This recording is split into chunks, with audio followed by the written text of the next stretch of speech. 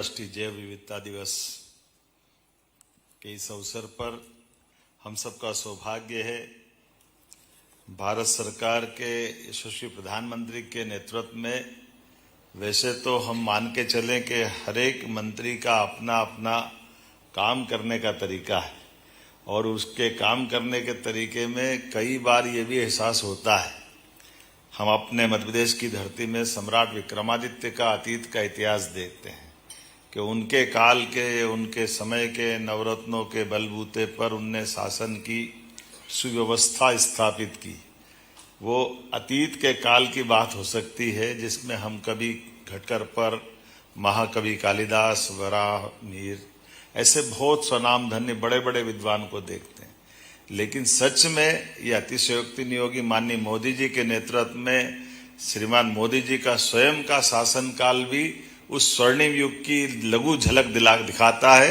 और एक एक मंत्री जिसकी बात करो, क्या अमित शाह जी, क्या राजनाथ सिंह जी, क्या हमारे शिवराज सिंह जी और क्या भूपेंद्र सिंह जी, जोरदार अभिनंदन हमारे यशस्वी वन मंत्री के लिए।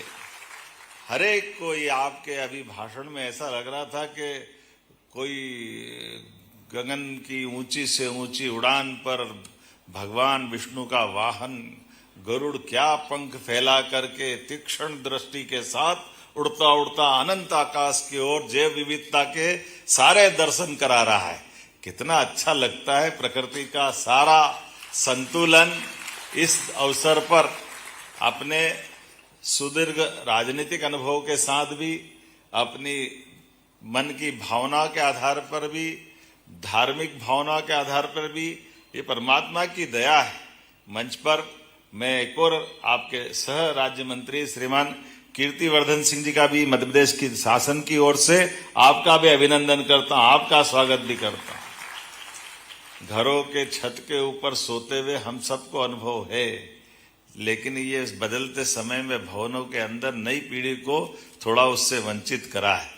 लेकिन वो पुराने जमाने की याद दिलाकर आपने ऊपर से गुजरते पक्षी को ऐसा लग रहा है कि अभी कल की तो बात है, हमने सबने तो देखा था कि कहीं तोतों का झुंड जा रहा है, कहीं अपने अलग अलग प्रकार के, जब आम का सीजन आए नहीं उसके पहले कोयल की कुकलता से हमको एहसास होता है कि ये समय बदल रहा है, गर्मी का सीजन आ रहा है।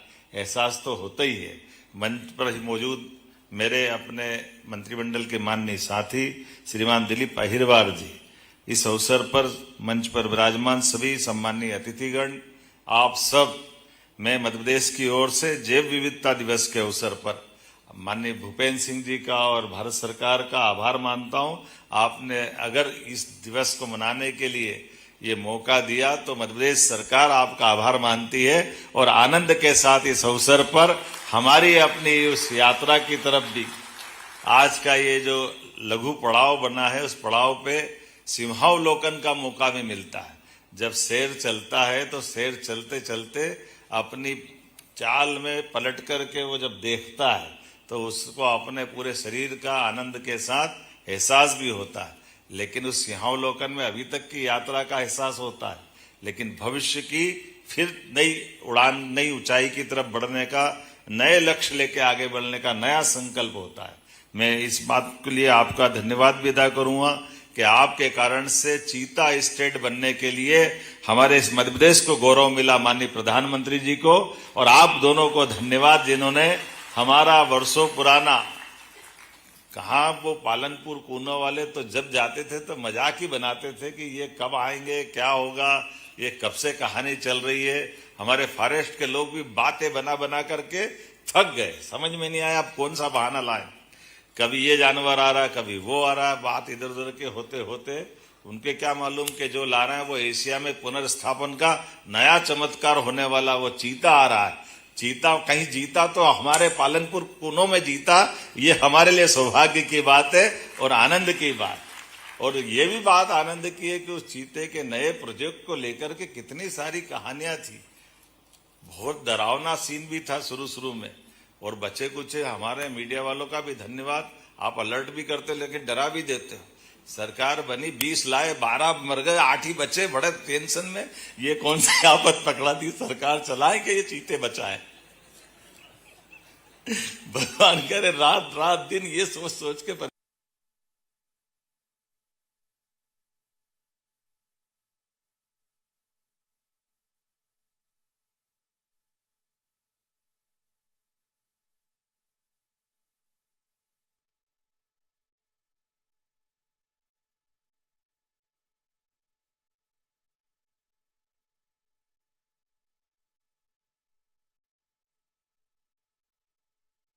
रुचि रखने वाले सब लोगों का एक अलग प्रकार का आत्मविश्वास, और वो विश्वास अब हमारे अपने विभाग को और नए प्रकार के काम करने के लिए प्रेरित कर रहा है, और हम उस दिशा में आगे बढ़ रहे हैं। अब ये अलग बात है कि हम उस दिशा में आगे बढ़ने का सोच रहे हैं, उसके पहले परमात्मा भी हम पे कृपा कर रहा है। 100 साल पहले हाथी चले गए, वापस हमारे पास आ गए। 100 से ज्यादा हाथी हमारे आसपास जंगल में, और ऐसे आए कि जा ही नहीं रहे, हमारे पास ये गड्ढा जम। हमको तो आदत भी नहीं थी, अनुभव भी नहीं था। शुरू में आते हुए समय मालूम पड़ा कि कई गांव वाले परेशान हो रहे, कई घटनाएं हो रही, कई प्रकार की चुनौती आई। लेकिन हमने भी चुनौती के साथ फिर हमारे फॉरेस्ट डिपार्टमेंट में उनकी ठीक से ट्रेनिंग करो, जहाँ हाथी है वहाँ वो कैसे रहते, कैसे अलर्टनेस होती है हाथी के लिए, फिर रोज का अपना बुलेटिन निकालना, बहुत सारे प्रकार का प्रबंधन किया।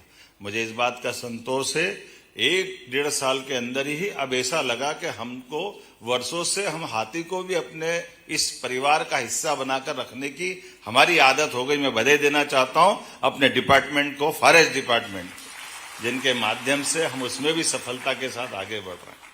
जब एक तरफ से सफलता मिलती है, एक तरफ पालनपुर कूनो, एक तरफ काना के साथ बाकी हाथी का अपना परिवार बढ़ता हुआ, ऐसे में और नए प्रकार के विषय भी बने।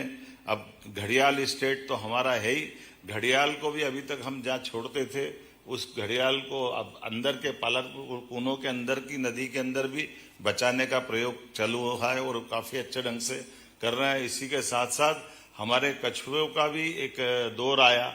माँ नर्मदा की बात आपने कही, ये बात सही कि माँ नर्मदा का वाहन गंगा के वाहन की तरह मगर है। ऐसे में मगर को लेकर के भी मालूम पड़ा कि नर्मदा जी में बाकी सब तो है, लेकिन जैव विविधता की बात करें तो वाहन है नहीं, माँ कैसे बैठेगी। अब मगर छोड़ने गए, अब मगर छोड़ने का अनुभव भी बड़ा जोरदार है। जैसे निर्णय करा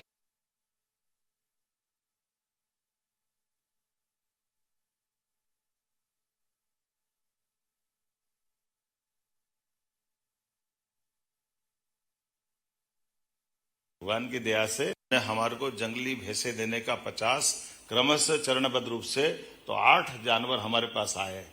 तो हमारा कान्हा वैसे तो दुनिया का सबसे बढ़िया टाइगर रिजर्व के रूप में उसको नंबर 1 का स्थान मिला है, और उसकी नई शोभा बढ़ गई। हम अपने जंगली बफेलो को लेकर के वहाँ आज एक अलग प्रकार के दौर में पहुंचे।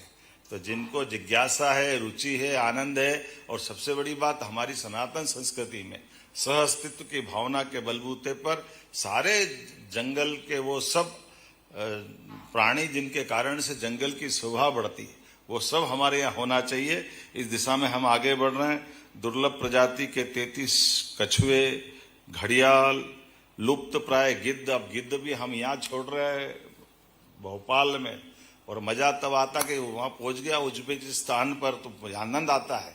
तो मालूम पड़ा कि उसके अपने ट्रांसलोकेशन की सीमा के बलबूते पर जो हम प्रयोग कर रहे हैं उसकी सफलता के लक्षण भी दिखाई दे रहे हैं।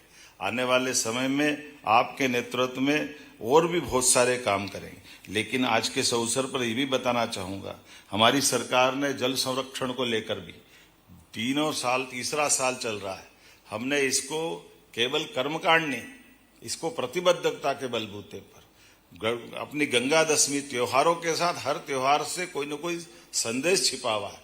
तो इस साल भी लगातार हम अब की बार तो और 3 महीने तक गुड़ी पड़वा से 30 जून तक गंगा दशमी को बीच में लेकर के अपने प्रदेश भर के अंदर इसमें बहुत बड़े पैमाने पे काम कर रहे हैं, जिसके बलबूते पर अगर मैं इसका आंकड़ा देखता हूं तो आंकड़ा हमारे लिए और गौरवान्वित करता है कि हमारे अपने इस राज्य के अंदर ही लगभग 3000 करोड़ से 56,000 से अधिक जल स्रोतों का जीर्णोद्धार और निर्माण, साथ ही साथ 827 बावड़ी, 1200 से अधिक तालाब, 212 से अधिक नदियों में साफ सफाई के काम, 18 लाख से अधिक नागरिकों की भागीदारी करते हुए मुझे इस बात की प्रसन्नता है, मध्य प्रदेश जल संरक्षण को लेकर अलग अलग राज्यों में मध्य प्रदेश नंबर 1 पे है। मुझे इस बात का संतोष भी है। ये हमारी जल संरक्षण को लेकर की प्रतिबद्धता भी है। साथ ही साथ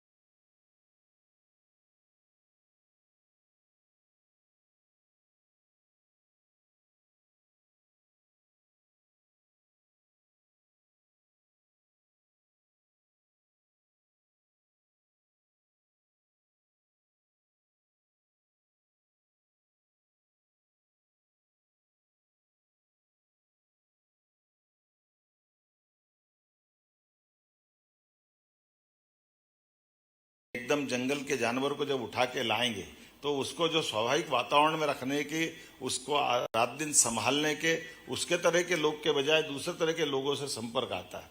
तो आज हमने इसका बीते समय निर्णय किया कि जितने हमारे टाइगर रिजर्व है उनके पास में ही रेस्क्यू सेंटर भी बनाएंगे। उसके दो हमको एक तरह से लाभ भी मिलेंगे कि जंगल के अंदर के जानवर को आने वाले कष्ट का भी निराकरण करेंगे और ये जागृति भी फैलाएंगे। मैं उम्मीद करता हूँ ऐसी बहुत सारी बातें मैं बता सकता हूँ, लेकिन घड़ी अब समय के लिए मना कर रही कि अब ज्यादा मत बोलो, अपना इस भाषण को धीरे धीरे किनारे लाओ। लेकिन सच में आज का दिन आनंद आ गया। 1 फिल्म, 2 फिल्म, 3 फिल्म, जो देखो वो आइटम इतने बढ़िया बढ़िया, क्या आनंद आ रहा अपनी इतने प्रकार के आयोजनों के साथ। ये जो हमारी अपनी सच में जैव विविधता के साथ इस कार्यक्रम की विविधता में मजा आ गया। मेरी अपनी ओर से बधाई, बहुत बहुत धन्यवाद। बहुत बहुत धन्यवाद माननीय मुख्यमंत्री जी, अपने वाणी से इस सभा में ऊर्जा का संचरण करने के लिए। As we approach the conclusion of today's program, may I now invite Shri Virendra R. Tiwari, Chairperson, National Biodiversity Authority, to deliver the vote of thanks.